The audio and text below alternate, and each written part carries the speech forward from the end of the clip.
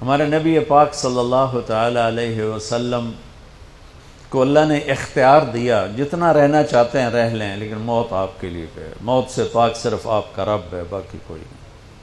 29 صفر 11 ہجری 632 عیسوی آپ کو سر درد عصر کے بعد شروع ہوا۔ آپ ایک جنازے میں تھے، جنت البقیع۔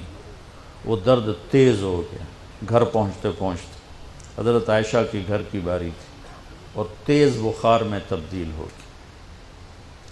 تو یہ مہینہ 29 کا تھا، 29 دن یہ اور 12 دن اگلے، 13 دن آپ نے بخار اور سر درد میں گزارے، اور اسی بیماری میں جا کے نمازیں پڑھاتے تھے۔ آپ کے جانے میں 5 دن باقی تھے تو آپ کا بخار بہت تیز ہو گیا، تو آپ نے فرمایا کہ مجھے 7 کنوؤں کا پانی لا کر غسل دو۔ تو 7 مشکاں وڈیاں وڈیاں بھر کے لے آندیاں صحابہ نے، الگ الگ کنواں تو حضرت عائشہ کے گھر میں ٹپ نہیں تھا، تو حضرت حفصہ کے گھر سے ٹپ منگوایا گیا۔ آپ تہمت باندھ کے اس میں بیٹھے اور ایک ایک مشک آپ پر ڈالتے گئے تو اس سے پانی سے بخار کا زور ٹوٹ گیا۔ تو آپ نے پٹی باندھی سر درد کی وجہ سے، اور حضرت علی اور فضل بن عباس رضی اللہ عنہما علیہم السلام ان کے کندھوں پر ہاتھ رکھے ہوئے آپ مسجد میں تشریف لائے۔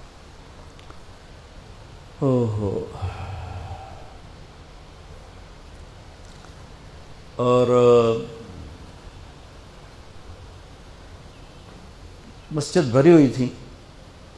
آپ نے ایک چھوٹا سا بیان دیا، وہ آپ کو سنانا چاہتا ہوں۔ آپ نے فرمایا، لوگوں، میں ایک زمانہ تم میں گزار کے جا رہا ہوں۔ میں نے کسی کا حق مارا ہو تو مجھ سے لے لو، کسی پہ زیادتی کی ہو تو بدلہ لے لو، کسی کو تھپڑ مارا ہو، سوٹی ماری ہو، بدلہ لے لو۔ قیامت کے دن میرے اوپر کوئی مقدمہ نہ کر دینا، میں اس دن کی پیشی کو برداشت نہیں کر سکتا۔ جن کے طفیل لوگوں کی پیشیاں معاف ہو جائیں گی، جن کے طفیل حساب شروع ہوگا، جن کی طفیل کروڑوں اربوں گناہ گار ان کو معافی ملے گی، وہ امت کو کیا پیغام دے کے جا رہے ہیں کہ جب میرے ذمے کوئی ہے تو ہون لے لو، اتھے نہ منگیا جائے۔ آپ نے اس کو اتنا دہرایا کہ صحابہ رونے لگے۔ تو آپ نے اتر کے ظہر کی نماز پڑھائی، پھر ممبر پہ آ گئے، پھر اسی بات کو دہرایا، میں نے کسی کا حق مارا ہو، کسی کو تھپڑ مارا ہو، کسی کو سوٹی ماری ہو، کسی پر زیادتی کی ہو، یہ میری جان بھی حاضر ہے، میرا مال بھی حاضر ہے، یہیں فیصلہ کرو میرے ساتھ، آگے نہ اٹھانا۔ ایک آدمی کھڑے ہو گئے، یا رسول اللہ، آپ نے میرے 3 روپے دینے۔ آپ نے فرمایا، ضرور دینے ہوں گے پر مجھے یاد نہیں، ذرا یاد تو کراؤ۔ کہ یا رسول اللہ، آپ کے پاس سائل آیا تھا تو آپ کبھی سائل کو لوٹاتے نہیں تھے کہ نہیں بھی میرے کو لہین کوئی نہیں، یہاں تک کہتے تھے وہ فلاں دکاندار سے جا کے ادھار لے لے، جب میرے پاس آئیں گے میں تیرا ادھار چکا دوں، خالی نہیں بھیجتے تھے۔ تو کہنے لگے، یا رسول اللہ، سائل آیا تھا، آپ کے پاس تھے نہیں، آپ نے مجھ سے پوچھا تیرے پاس کچھ ہیں؟ تو میرے پاس 3 درہم تھے، تو آپ نے کہا اس کو دے دے، میں تمہیں دے دوں گا۔ تو ہم نے کہا ہاں، یاد آ گیا۔ تو پھر آپ کے گھر میں تو ایک چھٹانک تیل نہیں تھا کہ ڈیبا بال جائے، تو آپ نے فرمایا اپنے چچا زاد فضل بن عباس، فضل تو میرا یہ قرضہ ذمہ لیتا ہے؟ کہا جی۔ تو ایک عجیب بات بتاؤں، آپ مقروض کا جنازہ نہیں پڑھاتے تھے، جس کے سر پہ قرضہ ہوتا تھا اس کا جنازہ نہیں پڑھاتے تھے۔ ساری زندگی خود قرضہ لیا، لیکن قرض لینے دینے میں انسان سے جو پھر بے اصولیاں ہوتی ہیں، اس میں جو نفرتیں پیدا ہوتی ہیں۔ اب دیکھتے نہیں ہو یہ فیصل آباد کے بازاروں میں روزانہ تاجر کیسے گریبان پکڑ کے ماں بہن کی گالیاں دے رہے ہوتے۔ میں ان تاجروں سے کہتا ہوں، یا ادھار دینا بند کرو یا گالیاں دینا بند کرو۔ کیوں کسی کی بیٹی کی عزت کو اچھالتے ہو؟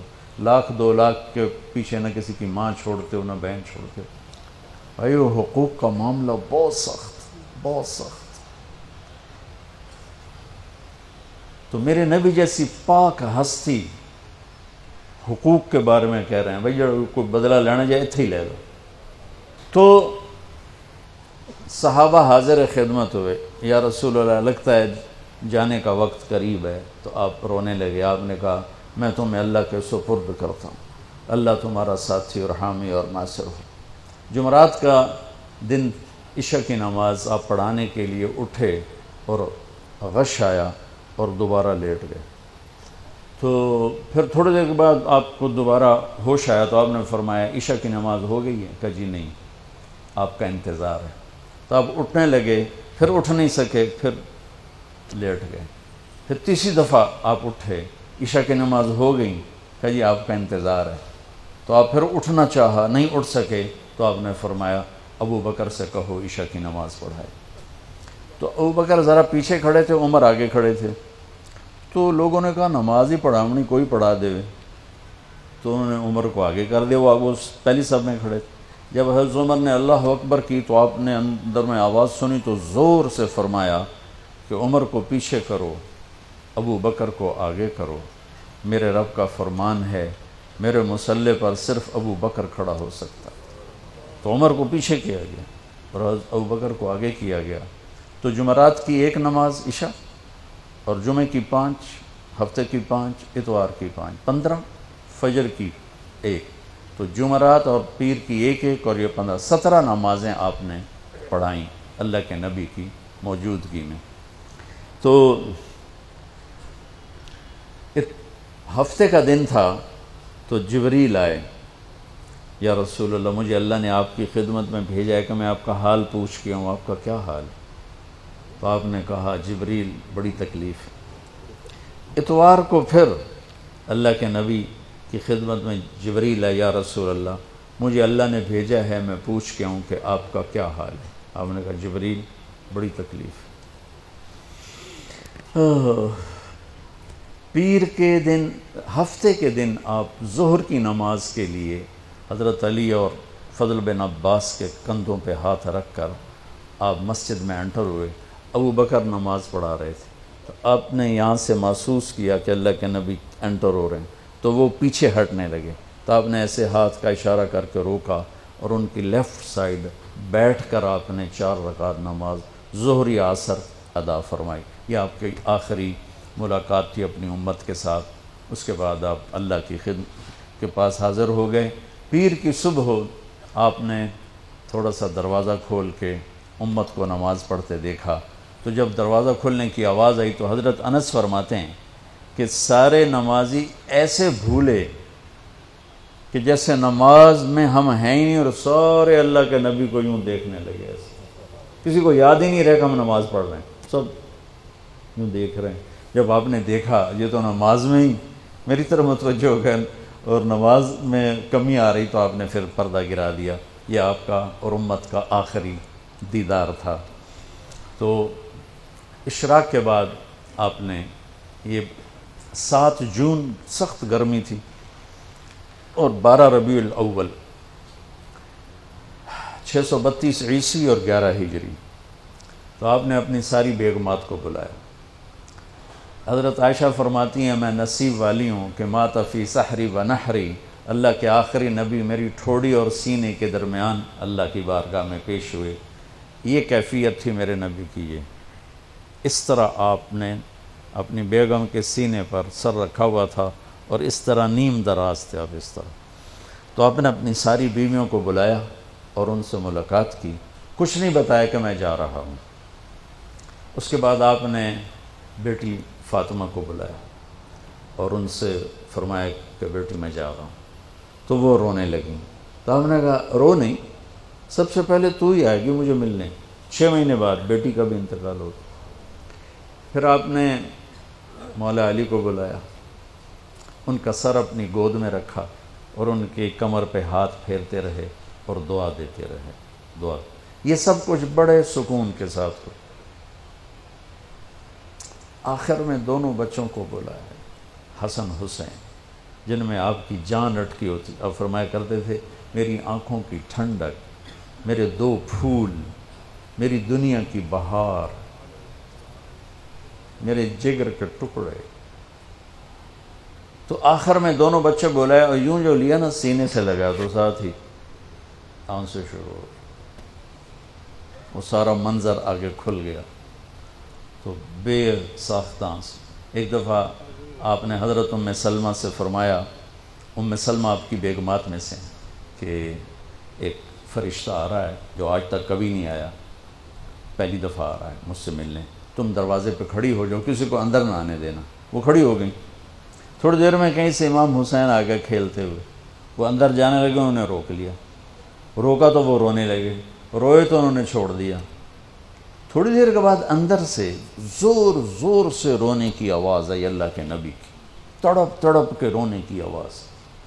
اندر گئے تو کیا دیکھا کہ آپ نے حسین کو یوں سینے سے لگایا ہوا تھا زور سے، اور یہ آپ کی کیفیت تھی، ہل ہل کے رو رہے اس طرح. پوری باڈی آپ کی غم کی وجہ سے ایسے کانپ رہی، شیورنگ تھی ایسے. تو حضرت ام سلمہ نے پوچھا یا رسول اللہ میرے ماں باپ قربان، کیوں رو رہے ہیں، کیا ہوا؟ کہا یہ فرشتہ میرے پاس کھڑا ہے، مجھے کہہ رہا ہے آپ کو اس سے بہت پیار ہے. میں کہہ رہا ہوں ہاں. مجھے کہہ رہا ہے آپ کی امت ہی اس کو ذبح کر دے گی، اور مجھے وہ مٹی دکھائی ہے جس میں اس کا خون گرے گا. تو وہ ان دونوں کو گلے سے جو لگایا نا تو بے ساختہ آنسو. پھر ان کو بھی رخصت فرما دی. بس ان کے جانے کے تھوڑی دیر بعد جبریل آ گئے، آ کے کھڑے ہو گئے. آپ نے فرمایا کیا بات؟ کہنے لگے جی باہر ملک الموت کھڑا ہے، اندر آنے کی اجازت چاہتا. آپ نے کہا آ جائے. اس نے اندر آ کر کہا السلام علیکہ یا رسول اللہ. پھر کہنے لگا یا رسول اللہ آپ پہلی ہستی ہیں جنہیں میں سلام کر رہا ہوں، میں نے کبھی کسی کو سلام نہیں کیا. پھر کہنے لگا یا رسول اللہ آپ پہلی ہستی ہیں جن کے بارے میں اللہ نے فرمایا پوچھ کے اندر جائیں، ایویں نہ بڑھ جائیں، اجازت ملے تو جانا ورنہ واپس آ جانا. یا رسول اللہ آپ پہلی ہستی ہیں اللہ نے فرمایا آنا چاہیں تو لے آنا. ہو کیا دربار ہے، کیا مقام ہے. موت بھی اجازت منگتی پہ، اور رہنا چاہیں تو چھوڑ کے آ جانا. عیش معاشیت میرے محبوب آپ جتنا زندہ رہنا چاہتے ہیں آپ کو اجازت. تھوڑے واسطے 63 سال کی کوئی قید کوئی نہیں، تھوڑی اپنی مرضی. تو آپ نے پوچھا اگر میں تمہیں اجازت دے دوں تو میری جان بھی نکالو گی؟ کہ جی رسول یہ تو اللہ کا امر ہے، میری کیڑی اوقات. تو آپ نے جبریل کو دیکھا. اب ذرا میری آنکھوں کو دیکھو. تو آپ نے یوں کیا. یہ بھی سوال ہوتا کی صلاح ہے، تو بجائے منہ کے آدمی پوچھتا ہے یہاں سے سوال کرتا. آنکھیں بھی بہت کچھ کہہ دیتی ہیں، بہت کچھ سنا دیتی ہیں. تو آپ نے یوں کیا. تو وہ سمجھ گئے کہ اللہ کے نبی کہہ رہے ہیں تیری کی صلاح ہے. تو انہوں نے عرض کہ ان ربک الیک لمشتاق. یا رسول اللہ آپ کی ملاقات کے شوق میں بیٹھے، بڑے شوق میں ہیں اللہ آپ کی ملاقات. بھائیو مانگا کرو یا اللہ وہ موت دے کہ تو ہماری ملاقات کے شوق میں ہو، ہمیں مردود نہ کر دے بلکہ ہمارے لیے اپنی رضا کے دروازے کھول دے. اب سنو ایک بات. آپ نے فرمایا جبریل واپس جاؤ، اللہ سے پوچھ کے آؤ میرے بعد میری امت کے ساتھ کیا کر. حسن حسین کو دیکھ لیا ہے کیا ہونے والا ہے، ان کے لیے کچھ بھی نہیں مانگا، ان کو قربانی بنا دیا، اپنی اولاد کو قربانی بنا دیا، ان کو ذبح ہونے کے لیے چھوڑ دیا.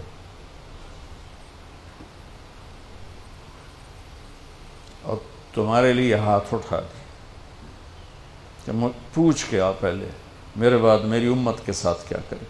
سن لو میری بات، میرے رب کی قسم، عزت و جلال کی بریائی کی قسم، اگر میرے نبی یہ بات نہ اٹھاتے تو آج ہم باندر اور خنزیر اور کتے ہوتے، انسان کوئی نہ ہوتے.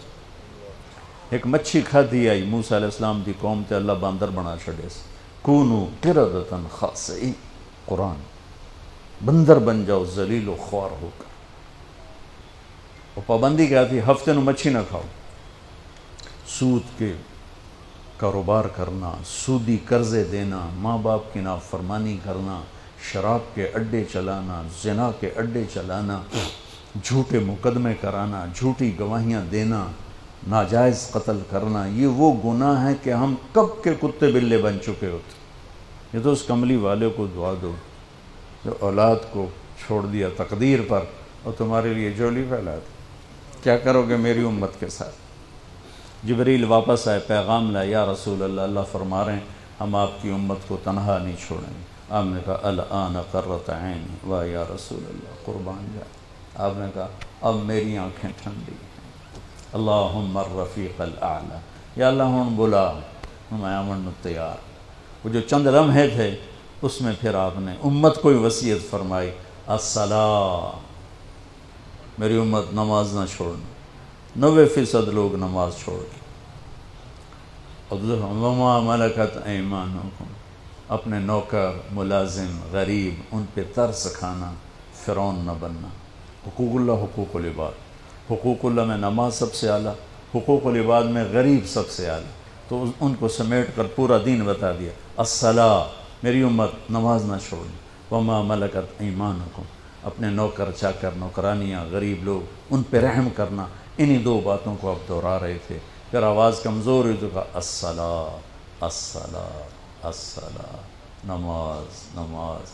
پھر آخری لفظ سے اللہم الرفیق الاعلی، مولا تیرا ساتھ چاہتا، اور اللہ کا امر پورا ہو گیا.